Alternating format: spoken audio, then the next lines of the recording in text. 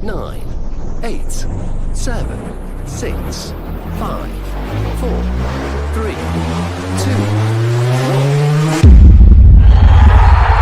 Champions! Wrexham are promoted. They have their storybook ending.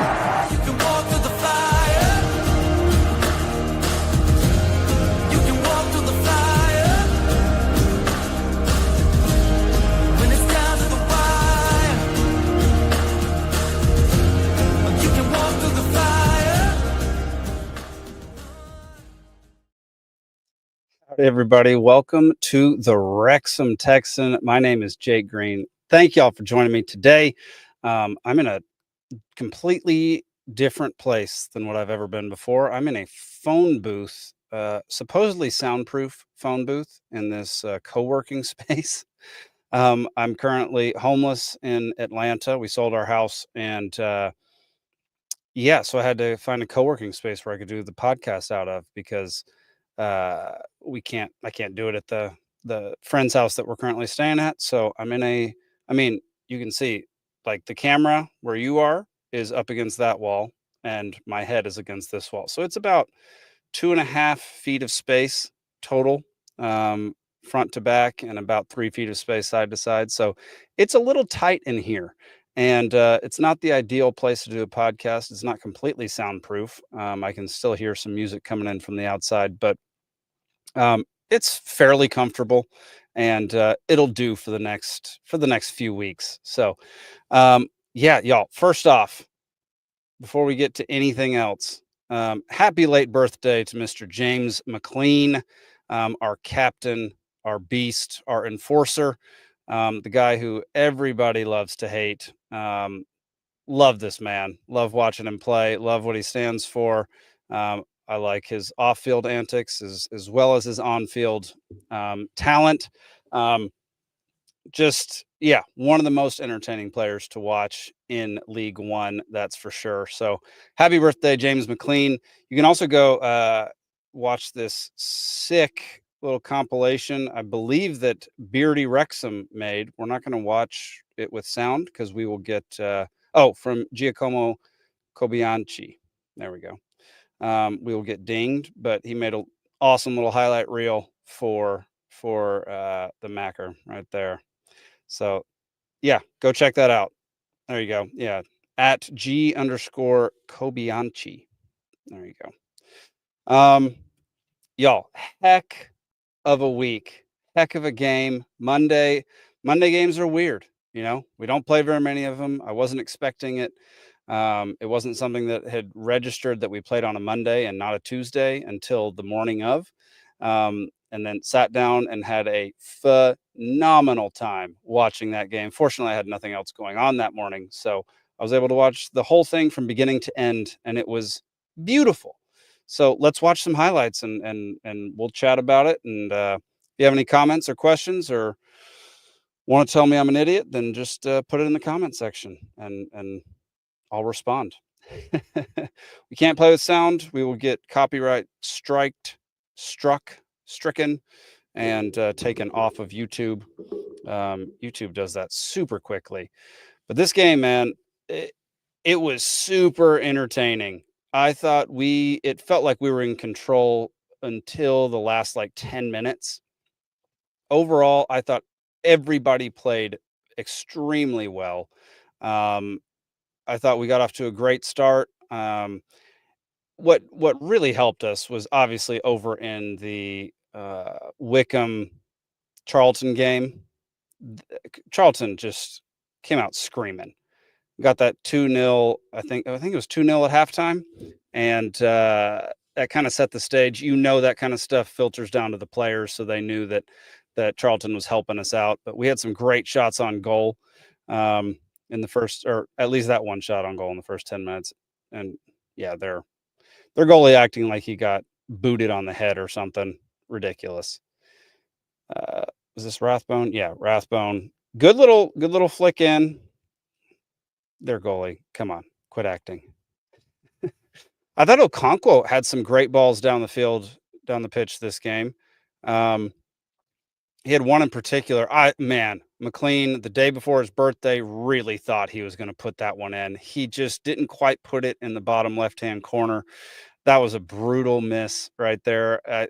I kind of thought that moment might take the wind out of our sails and might lead to momentum swinging their direction, because McLean should have put that in the back of the net. He knows it. We're not going to beat him up about it, but he should have just put it a little bit further to the left, and it would have been a goal all day long. Fortunately, we didn't let that get to us mentally. We came right back out and kept at him. Look at there, shots on target, 2 shots, 4. They had 0 at this point. And what's crazy is we still don't have possession most of the game. I thought that one was going in too. We just had so many unbelievable chances. And their goalie, credit to him, man. He crushed it until we scored our first in the second half. I thought he did a phenomenal job up until that moment. And yeah, credit to him because that, I mean, he stopped that with one hand, just reached down and ended it. Let's see. Yeah, there was never a moment in this game where I was really that nervous that they were going to score. I think, well, there may have been one moment. Okonkwo, nice little tip above. That didn't really scare me. Okonkwo's got those long arms. That's never really that nerve wracking. And here we are in the second half. And here we go. Great cross. I forget who crossed it, but look at this shot. Oh my gosh. Goalie's complaining about interference by one of our guys. Incorrect. McLean got McLean, dadgum. Why can't I think of the word? Redemption. He got redemption. There it is. Got redemption for missing that goal earlier in the game. He got it on a laser across, all the way across the goal, through both boxes, and hit the side net on the opposite side. And you could see, like, at the beginning of the game, or like a lot through the first half, whenever he was throwing the ball in or near the sideline, you can always see the opposing fans giving that guy hell. Just nonstop insults, flipping him the bird, all sorts of stuff. But what a shot. What a shot. The goalie got distracted. He probably should have saved that. Yeah, he did get distracted by one of our guys. I don't think it was offsides. But overall, phenomenal play, great shot. And McLean totally deserved it. And then right back at him. Perfect dish in the exact same spot, same sidewall, same trajectory, just from a little bit closer, about halfway closer. And I think it was Rodriguez who passed him the ball, right? Rodriguez had his back to the goal when he received it and tapped it over to Rathbone, who launched it to the side, same way that McLean did. I believe that's who got the assist there. And I mean, beautiful. I love it when Rathbone scores, because that guy shows more emotion than I think anybody else does. He's just ultimate jubilation. It's amazing. Yeah, Rodriguez right there, kicking it over to Rathbone, who puts it in the corner. I mean, beautiful. And Scar with the cross to Rodriguez, taps it over with his little man bun, and Rathbone puts it in the back of the net. And, from then on, it just kind of felt like this game was over, that we weren't going to lose it. We did try to make it interesting towards the end. They definitely got some momentum and put one ball in the back of the net right there. Unfortunate. Like, in the grand scheme of things, it might not come down to it, but that one goal felt really good it felt really good to be up 2-0 rather than 2-1. And then we'll get to goal differential here in a little while. But man, if we could have just held on for another Arthur Okonkwo clean sheet, that would have been pretty phenomenal. And there's the end of the game. We're going to just stop it right there. Few nerves. Come on. Come on, ref. Stop the game. Whatever. We're going to end it. There he did. He ended it. All right. I mean, so much fun. Like those are the Wrexham games that I love, where you're just not worried at all. Just not worried. Everything's fine. We seem to be in control the entire game, and we capitalize on very key moments. You know, in that first half, you know, we went to halftime 0-0, and we hadn't capitalized on anything, even though we'd had a few chances, and that can be discouraging. And in times past, that does seem to have affected our team at halftime, and we come out playing worse the second half, or don't have nearly the same momentum or pressure.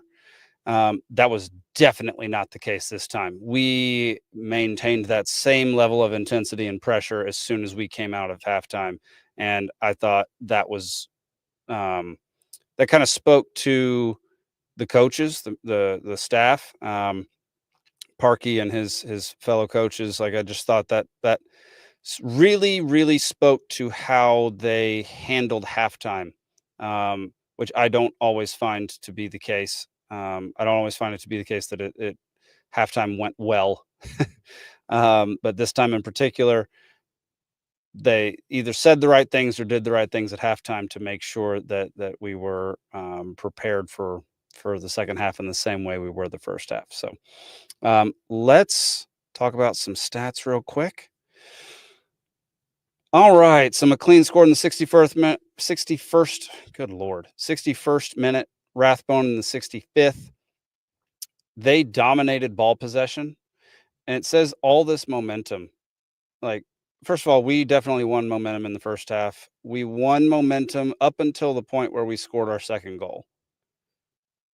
Everything before that, we won. And then they had momentum from there on out, according to FOTMob, which I don't really know how they measure momentum. I should really look into that to see how they measure that, because that's an interesting little statistic there. But they did keep possession, and like, this is not new to Wrexham. It's not new to our squad that we get dominated in possession, but we end up winning the game by at least one goal.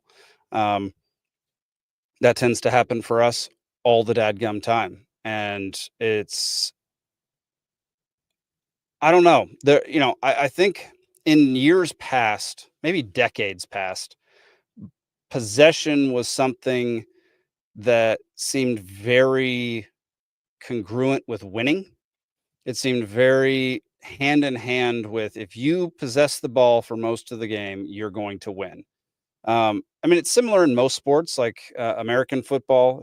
If you hold on to the ball for most of the game, you're far more likely to win that game. Unless you're throwing interceptions and letting them run it back for touchdowns, you're far more likely to win the game. And so I think across most sports, it's that way. But it just seems like we don't do that. We don't participate in that trend at all. And we have a lot of games where we win and we got murdered in possession. We had Sam Smith. Let's see. Fletcher came on for Rodriguez in the 74th minute. Marriott came on for Smith, and O'Connor came on for Rathbone. And then we gave up a goal. Right? We gave up a goal right after O'Connor came on.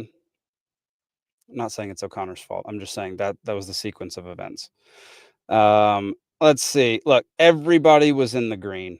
We didn't have one single person in the orange. Half their team is in the orange. Most of ours are in the green. Look at Ollie Rathbone. 8.8 on FOTMob. He was definitely the man of the match. He was all over the place. Watching him play, I've mentioned this so many times at this point. Watching Ollie Rathbone play is such a joy. I like a hustler. That's why I always like Elliot Lee. Who else is a just like unendingly massive hustler? Marriott. I love Jack Marriott. It just seems like he is sprinting with everything that he has at any given moment. we don't have too many that just seem like they're little Energizer bunnies. Let's see, Marriott. Who else? Who's our does it say subs on here? I feel like it does. Yeah, lineups. Let's go over to lineups. I forget who our subs were besides. So we had Barnett, O'Connell, Burton, and Lee. Yeah, Barnett as well. Barnett is a hustler. Those two guys, Barnett and Lee, and then the three that I mentioned earlier are by far my favorites, just because of how they hustle. McLean hustles too. He's just, he's older. He's older in age, but for his age, I mean, he can hang with the best of them. He can hang with the youngsters, and it's no problem at all. Yeah, I think the thing to notice about all of this is before this match, we were down by 5 goals in the goal differential between us and Wickham, which seemed kind of insurmountable. Seemed like something that we weren't going to make up.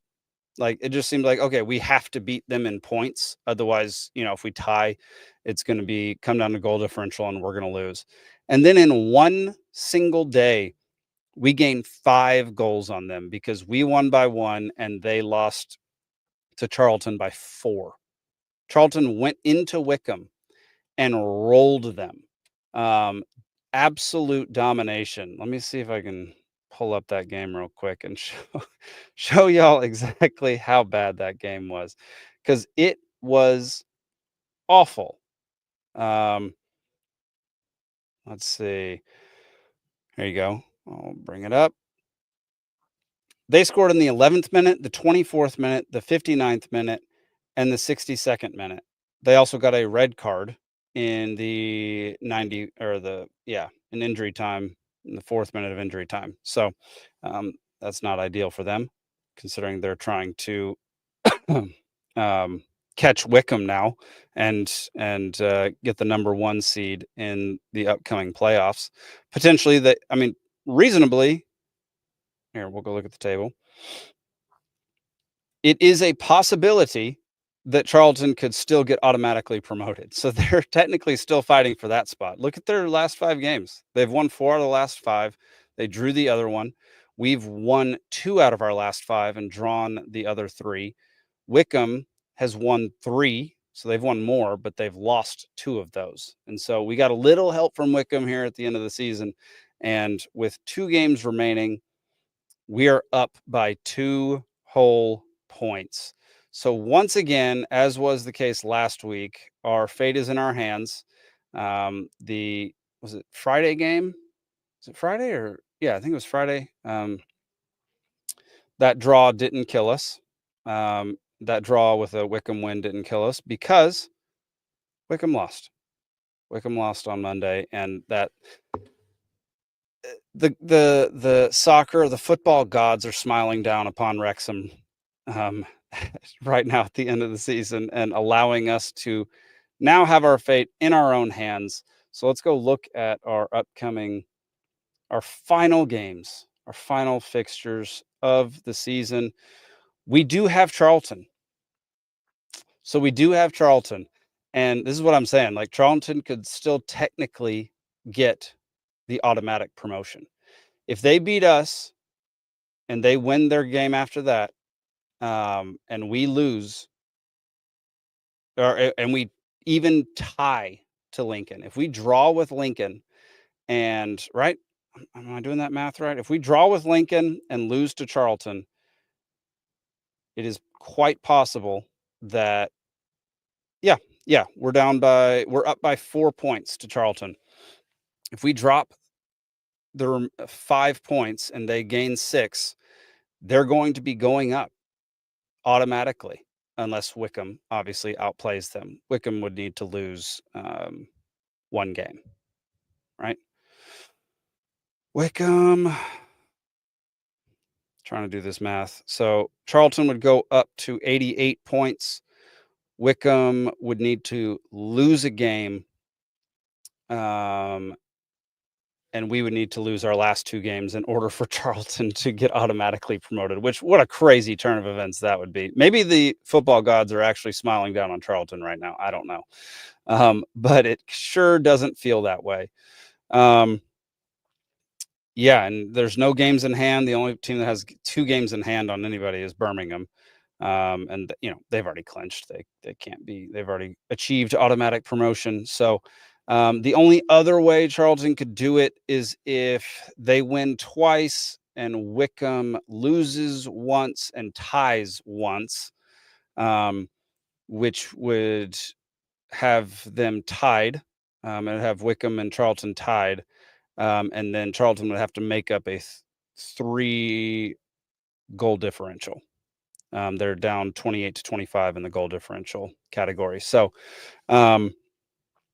yeah, I mean, what a great ending. Like this whole little bit. I mean, just technically speaking, to Stockport, are they still able to win? Stockport, are they still able to get automatically promoted? So let's see. They win twice. That would be 87, which would be one above us. If we lose, Wickham loses. It would mean Charlton would win one. So they would need us and Wickham to lose our last 2 games and Charlton to lose one of their last 2. Who's Charlton play? So what kind of math do you think they're doing? Do you think they're paying attention to any of that? Or do you think they're just going out there being like, okay, we just got to win. The rest isn't in our hands. So Charlton plays Burton. They should win that. So, I mean, Burton will be fighting for their lives too, though. So Charlton might not actually win that. That'll be an interesting game. I mean, Charlton's obviously way better than Burton this year, but when a team is fighting for their lives and fighting to not be relegated, there's something to that, and that should not be overlooked. If you're Charlton, if you're a Charlton fan, don't mistake the fact that Burton is way down there on the list. Our last 2, like I said, sorry, y'all, are Charlton and Lincoln. Lincoln's not bad either. Lincoln for a while was in the running to be in the playoffs. They are not anymore, but they're a good squad. The thing is, they don't have anything to fight for at this point. So that gives the advantage to us because Charlton is playing a team that does have something to fight for. Wickham, their last 2 games, Leyton Orient and Stockport County. Stockport obviously has something to play for, a better ranking or possibly automatic promotion, depending on what happens with us and Charlton. Leyton's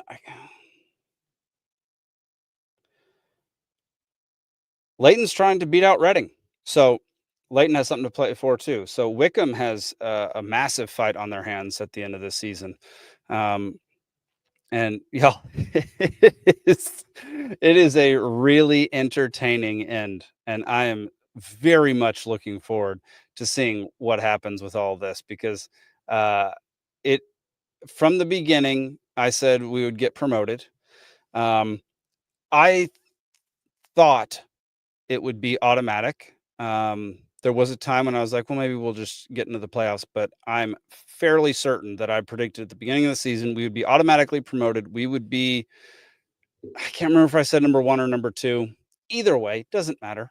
I said automatically promoted, and that is exactly what's going to happen. We're going to pull this out, and it's going to make history for Parky. In fact, let's listen to what Parky has to say about this coming match. There you go.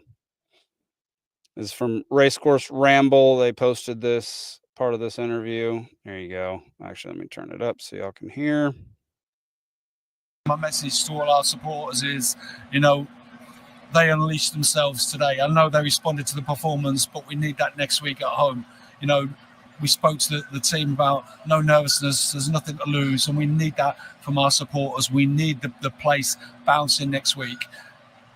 Everybody comes in who's got a ticket next week, play your part. Let's make this one hell of an atmosphere and cheer these boys on because they really deserve it for their efforts so far this season. My message to all our supporters is...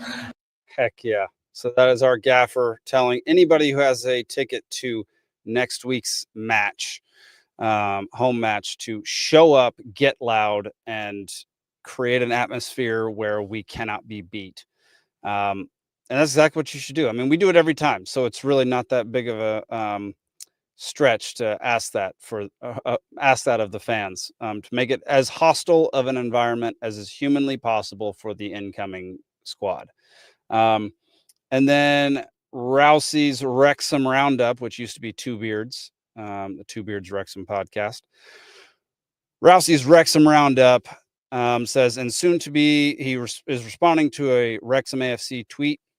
The longest unbeaten run in the league continues. That's what they said. And Rousey responded, retweeted, quote tweeted, Lord have mercy.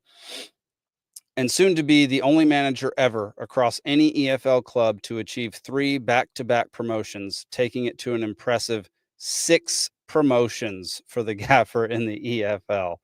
The guy's a mastermind. I agree. Completely agree. He did this in 4 years total. It's amazing to see what he's been able to do. And it's funny to look back now and see how many people were calling for his head, about 16 months ago, 15 months ago or so. There's how many people had lost faith because we had a little drought. That's absolutely insane. The guy before that had gotten us 2 promotions, had gotten 3 promotions with other teams. There's no reason to think that this guy can't take us all the way to the Premier League. It's crazy to, I really hope, I don't spend that much time on X these days, but I really hope there's not a lot of talk about potentially replacing Parkinson right now, because that dude is incredible. One of the best gaffers in all of sports, in my opinion.